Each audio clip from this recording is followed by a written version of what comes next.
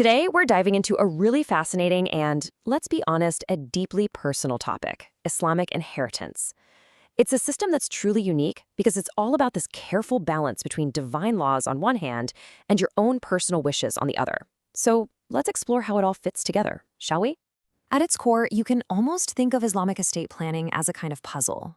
How do you follow the sacred rules that are laid out for your family while also making sure you can provide for other people you care about or causes that mean a lot to you? It can seem pretty complex at first, but stick with me. We're going to solve this puzzle together and see how every single piece fits perfectly into place. And this balance, it's not just random. The entire system is built on this incredible interplay between what your faith requires and where you have personal freedom. And the key to solving this whole puzzle? Well, it lies in understanding three core components. And here they are. These are the three pillars that unlock the entire system. You've got Faraid, which is the divine inheritance law. Then there's Wasiyah, which is the will. And finally, Hibah, the gift. Seriously, once you get how these three work together, the whole picture just snaps into focus. So let's break them down. All right, let's get right into those three pillars.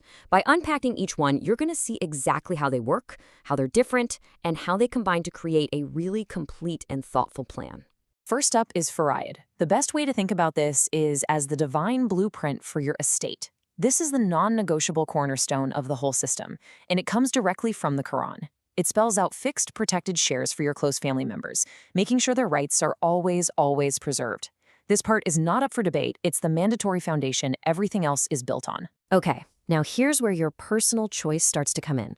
A wasiyah, or an Islamic will, lets you decide what happens to up to 1/3 of your estate. But here's the crucial part. This portion is specifically meant for people or causes that are not already covered by Faraid. It's a really powerful tool, but it comes with that very clear 1/3 limit. And then we have our second tool for personal planning, Hibah. A hibah is a gift of assets that you make while you are still alive. Now, the key difference here, and it's a big one, is timing. Because this transfer happens during your lifetime, that asset is no longer part of your estate when you pass away.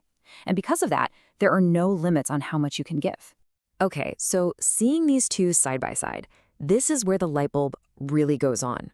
A wasiyah is a tool for after you're gone. It's limited to 1/3 of your estate, and it's only for non-heirs.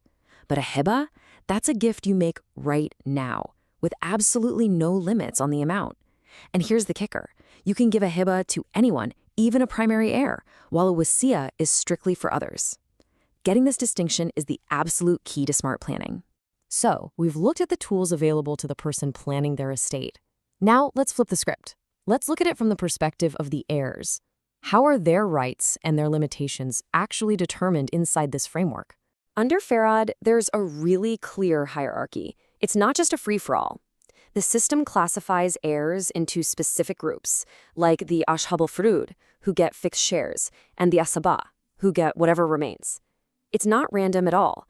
It's a logical structure designed to make sure the closest family members are always protected and their rights are guaranteed.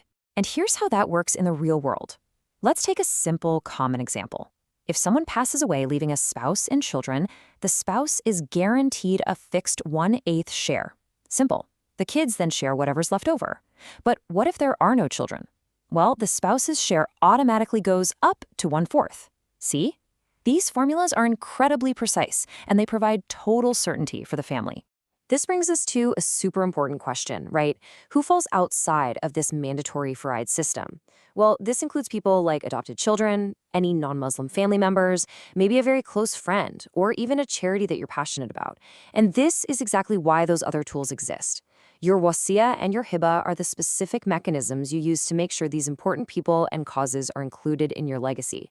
So understanding the rules is one thing, but applying them in a way that keeps the family in harmony, that's a whole other challenge. If there isn't proper planning, it can unfortunately lead to some serious conflict. So let's look at the common pitfalls and, much more importantly, how to prevent them. These are the issues that just come up time and time again. You see delays in getting assets to people, family members making competing claims over a house, challenges to a gift or a will, and you know what?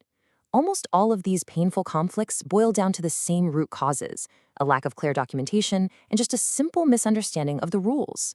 So how do you prevent all that drama? The solution is a proactive plan. It's that simple. First, you document everything. Get all your assets down on paper and list out all your heirs. Second, use Hibah strategically while you're alive. Third, draft a crystal-clear wasiyah for that discretionary 1/3.